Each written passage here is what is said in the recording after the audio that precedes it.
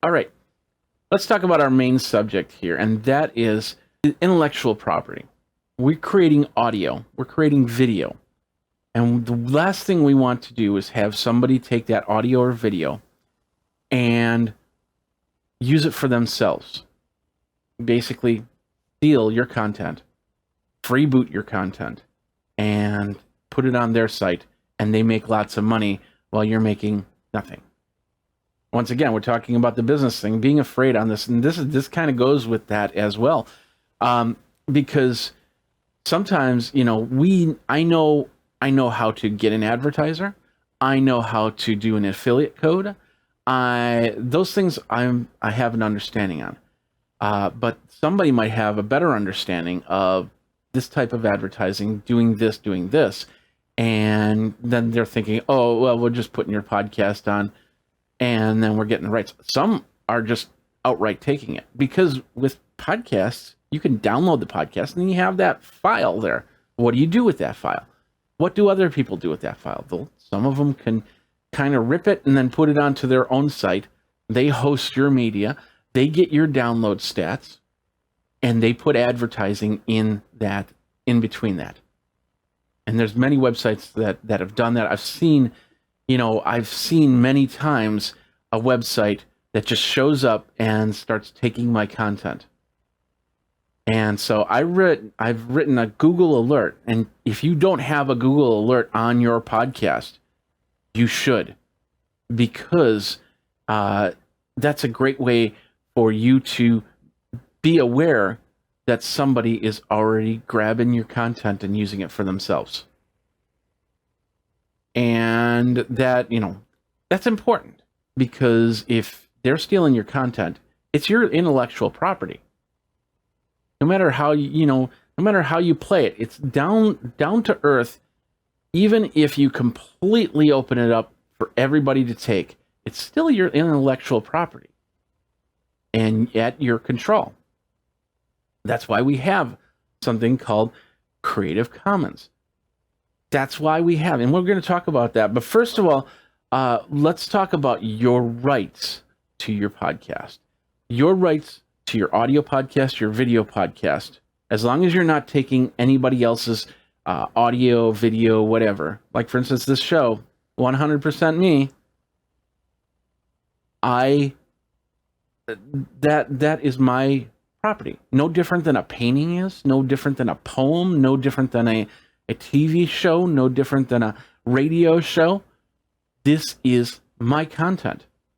I'm giving it to you. I'm letting you consume it.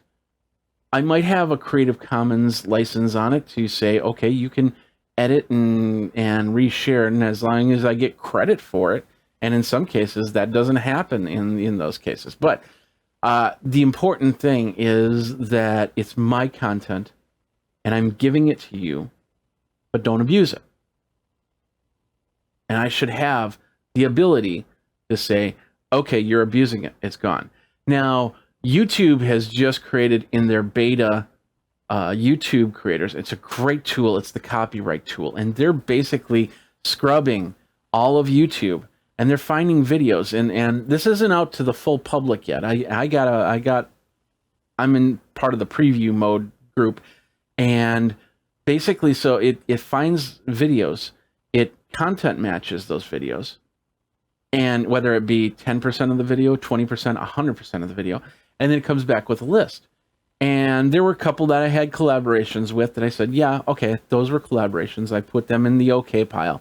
But then there's a whole bunch of them that just downright stole my content and put it up on their site.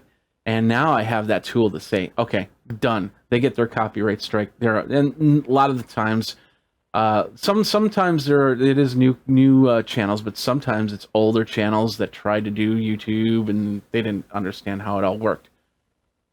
So now I have a great tool on YouTube. How do I do that on podcasting?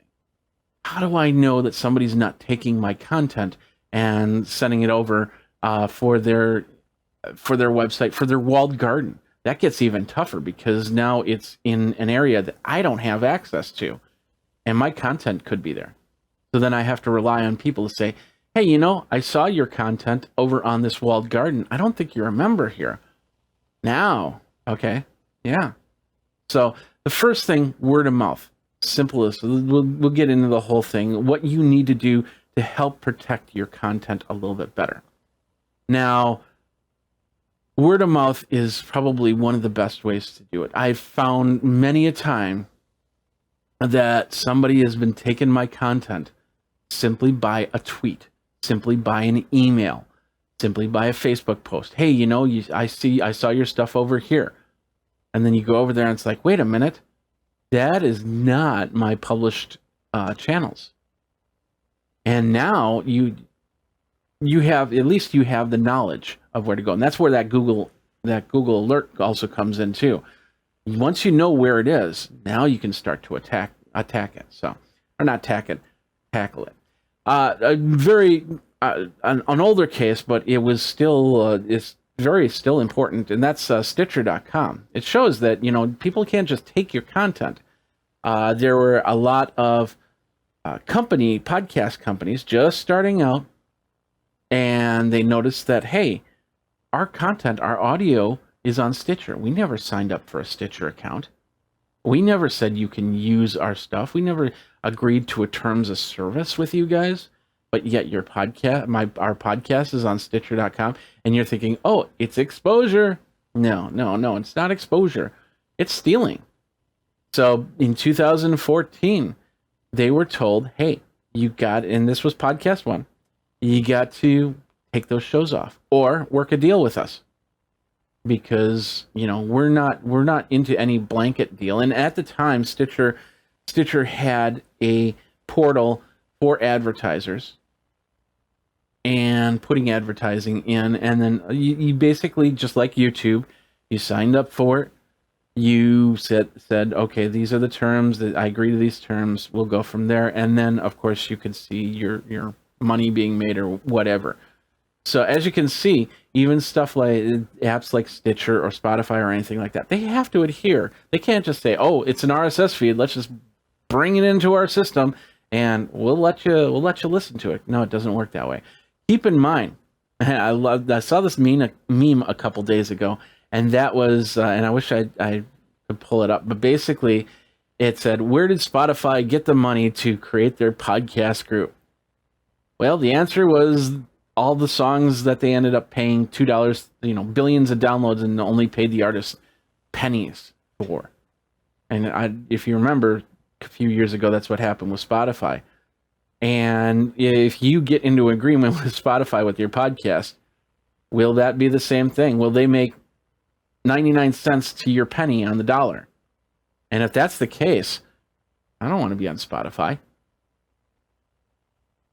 Even if I had 1 million people watching or listening to my show, and I only get 1% of what's being made on that, no. YouTube has a 60-40 rule. And if you're on an MCN multi-channel network, that means that they'll take part of that 60%, so you get a lesser cut, but then they give you more exposure. The whole idea is supposed to work out a little bit better. The bottom line is you get a good cut, and you go from there. And watch out for those things. So what's the next thing to do? Well, first of all, for any podcast, you should put in a Creative Commons. I don't care what type of Creative Commons you decide to do, whether you decide to do a all-encompassing, hey, take this content and use it for whatever you want to do, I don't care. Or, hey, you can use my content, you can remix my content, but I want credit for it. You better credit me for what you take. And then of course the whole, I have the rights to this show and there's nothing you can do. You steal the show, you're going to get in trouble. And you're thinking to yourself, well, okay, how do people get in trouble from that? Do I have to hire a lawyer? Unfortunately, yeah, you have to find a service that will help you hunt down these people taking your content and either sending cease and desist letters or actual lawsuits. I don't know of any company as of yet that is tackling this on a whole of somebody stealing your content. I know that, companies like Shutterfly, they've had problems Getty Images, a perfect example here is Getty Images. They decided, okay, people are going to take our content, and we can go for each case, and we can try and get millions of dollars. And you've heard some of these cases where people have used a picture or something like that, and they sued them for lots of money to make an example out of them. But in the end, nobody wins. If you sue them for too much, they go bankrupt, and then you don't get the money anyway. So what do you do? So what Getty Images said is, they basically said, okay, if you want to use our images, that's fine. Just accredit us for it. So we got the right kind of, I don't know if it's a Creative Commons license that they have, but it's a license similar to that.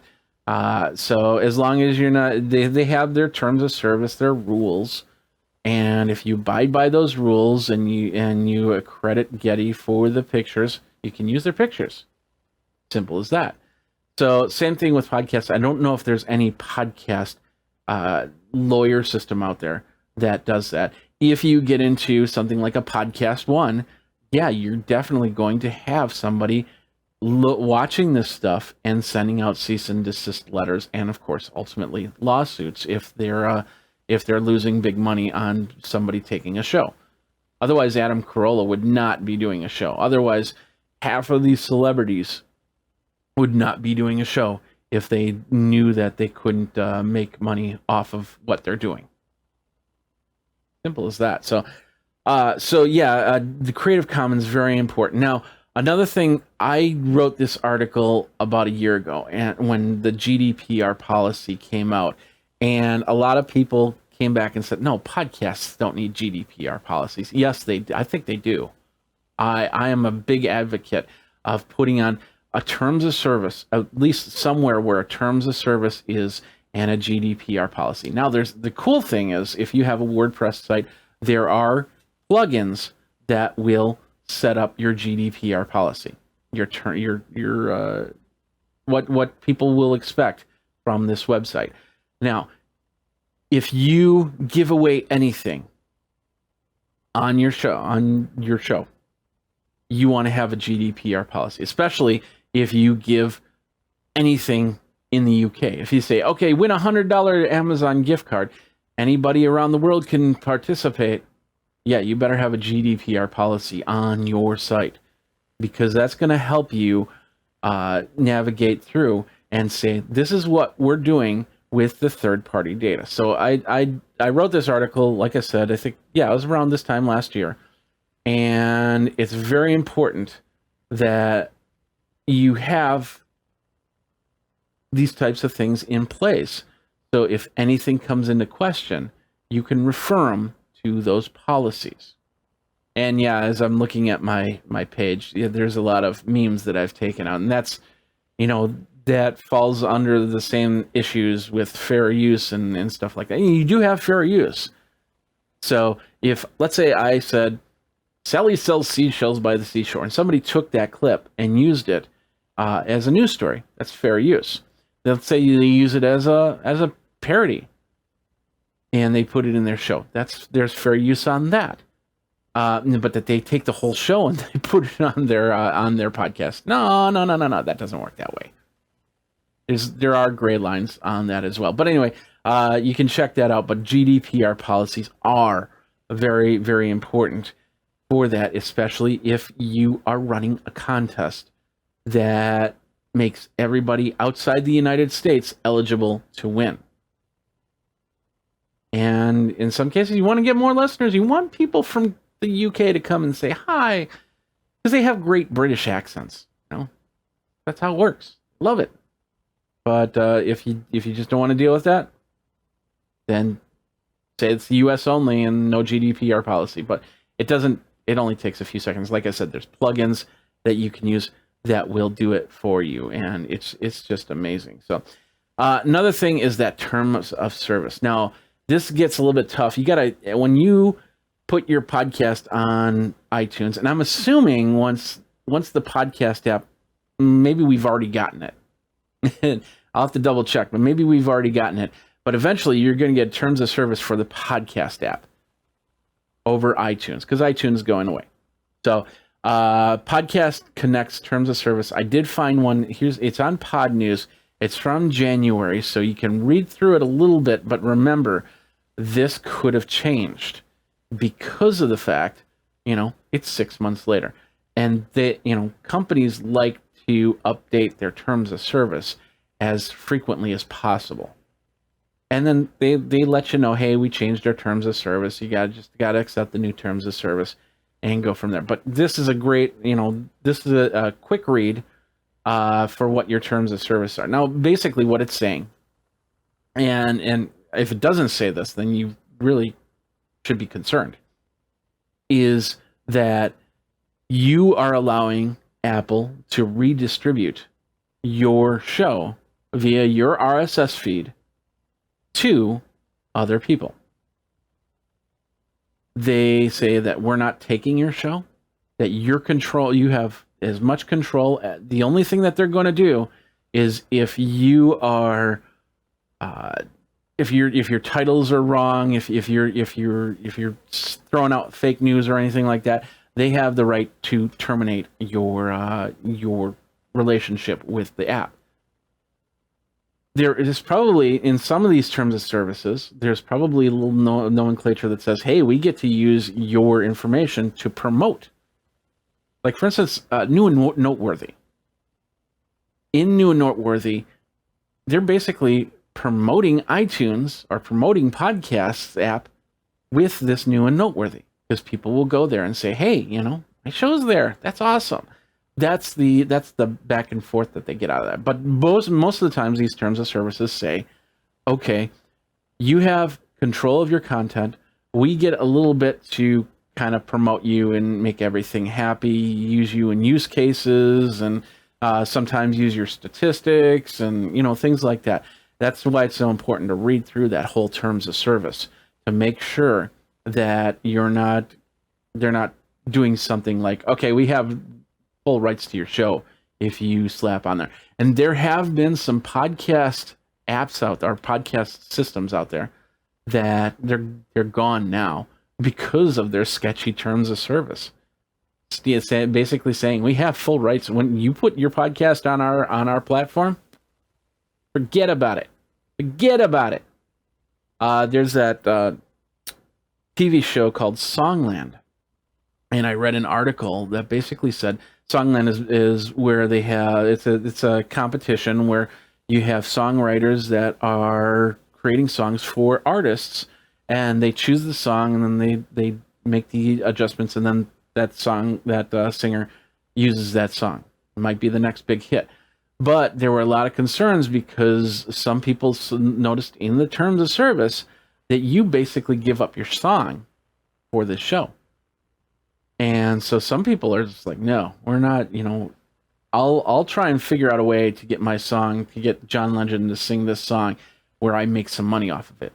Not promotion, not exposure, not bunnies hopping back and forth. That's what I feel like I'm doing right now. Anyway, the whole point is that so you got to look at what you get out of it and if it's worth it to you.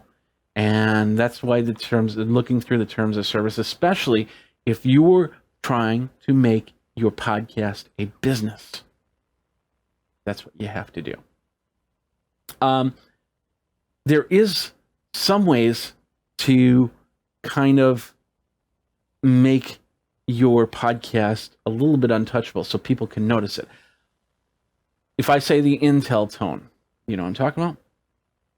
If I say NBC, you hear those tones in your head? NBC, you get that?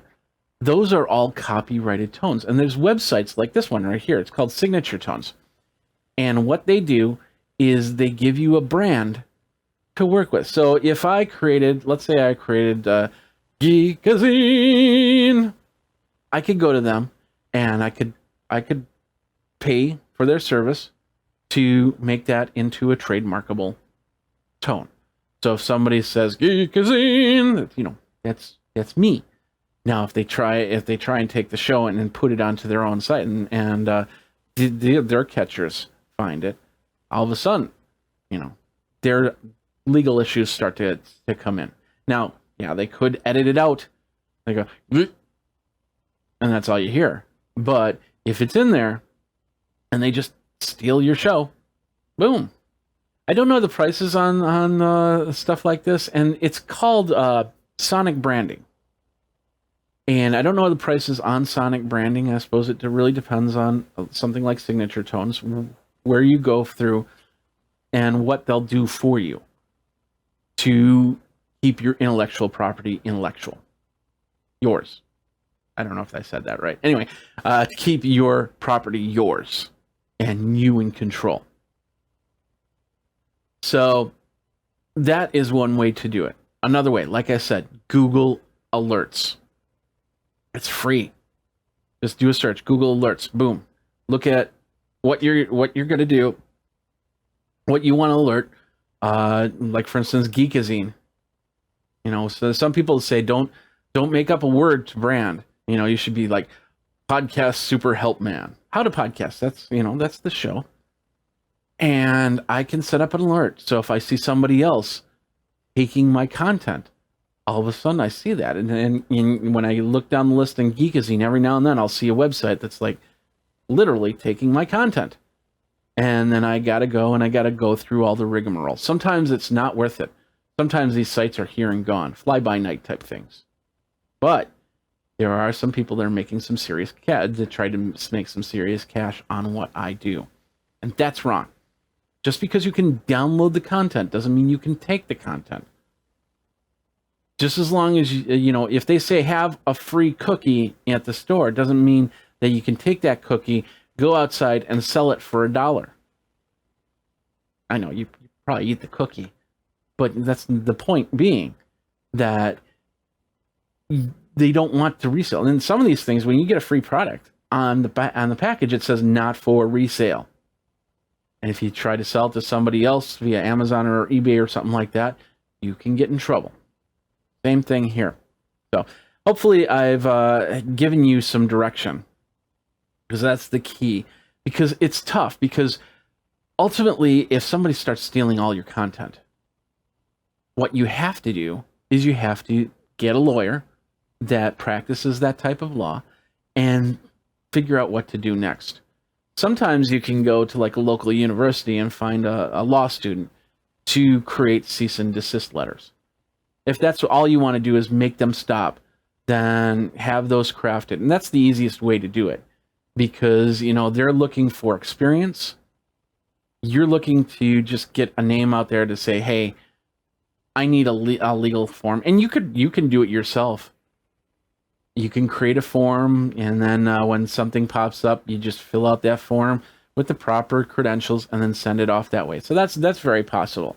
So having something like that might be helpful, but it helps even more if it comes from somebody that is studying law, trying to become a lawyer, or is a lawyer for that matter. So let me think. Anything else on this? Basically, it's tough when you're putting out your own content, and you definitely want to, in some ways you definitely want to get with a group that can actually handle it, but in other ways you want to handle it yourself, and in some cases you don't care. Let everybody have it. That's yours. That's my gift to the world right there. My longevity in life. I don't know. What do you guys do to protect your audio content? Do you have to worry about that? Shows that are getting over a couple thousand listens or views might be worried about that more than the people getting 20 listens or views. But they might all still be getting ripped off the same exact way. Anyway, let me know. Tweet me over at Geekazine, geekazine@gmail.com. You can definitely go over there, like, subscribe, comment over on YouTube. The bell notification also on geekazine.com. Also on how to record podcasts. It lets you know when the next episode comes out. Very important.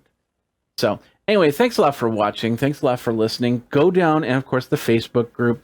Go ahead and ask your questions, and we'll have them for the shows in the upcoming weeks.